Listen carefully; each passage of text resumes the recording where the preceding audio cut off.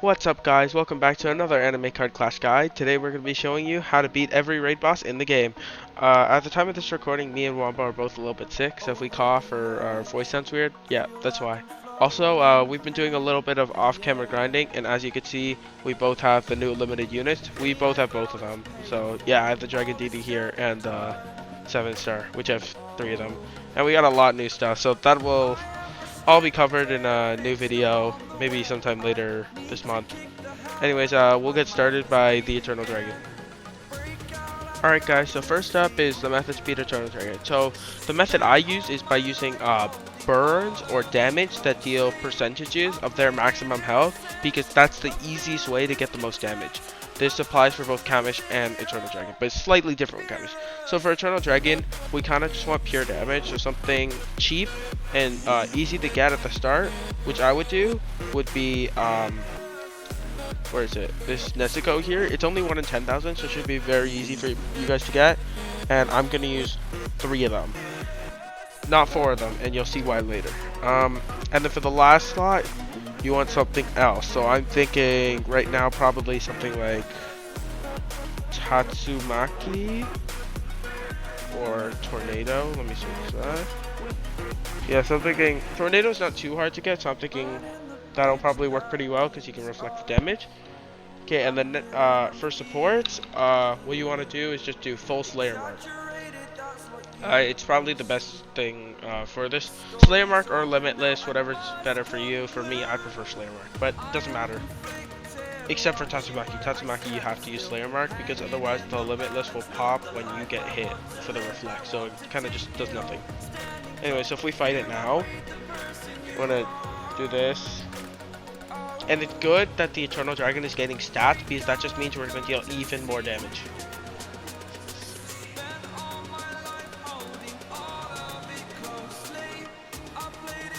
Okay, so I know we didn't kill him, but we just did 37,000 damage. He only has, what, 30,000 HP or something in 19 seconds. So that's pretty fast, and it's one of the ways I used to use when I was a beginner. For the second method, it's a lot faster to one-shot, but it also takes a little bit better card. So the first thing you're going to need is this right here, Garo, Cosmic Villain. So it's really good as it gives more damage to other cards in your party, but it is an Eclipse Moon card, which is the second rarest moon, so it may be a bit harder for you guys to get, but this card is very worth it on a lot of teams. So we're going to use him. The next thing you need is going to be these.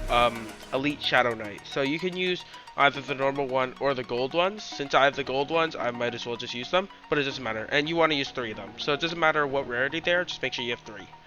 And then for supports, you just want to go Slayer Mark and then do full Galaxy Hero on the rest. So now if we start it, we're going to go in. Garo's going to take damage. Garo's going to take more damage and give an 8,000 attack buff.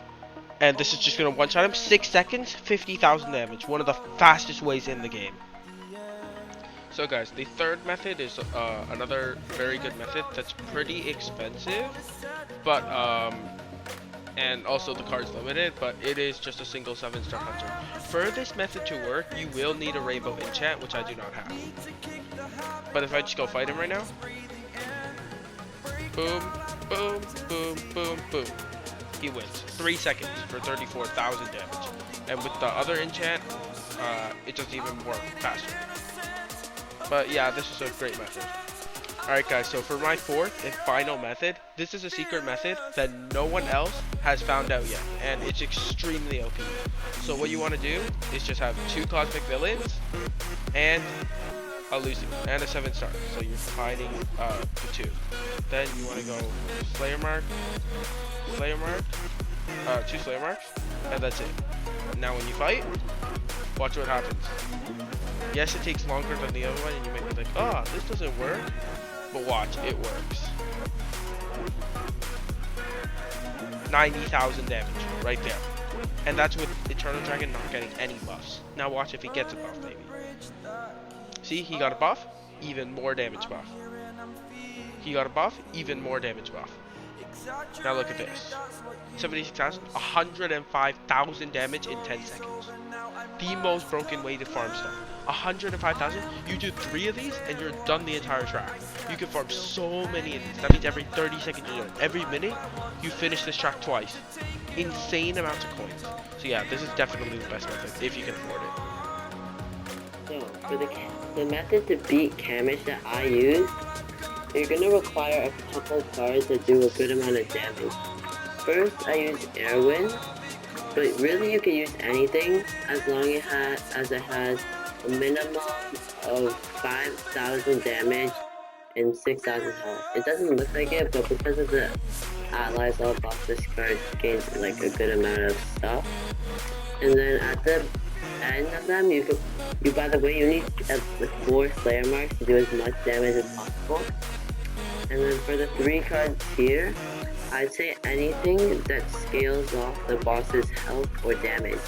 Or obviously anything with insane damage over like 10k, like for example, 7-star Hunter does a lot of damage because of the 3-time damage bonus.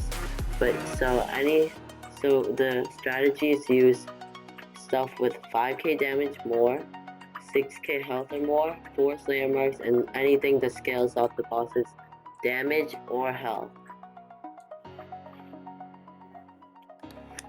Now I will be showing you how to set up this AFK.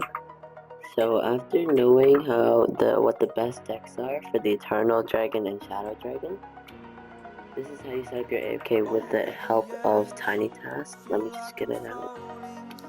So I'll leave a link in the comments for a video that will help you download Tiny Task.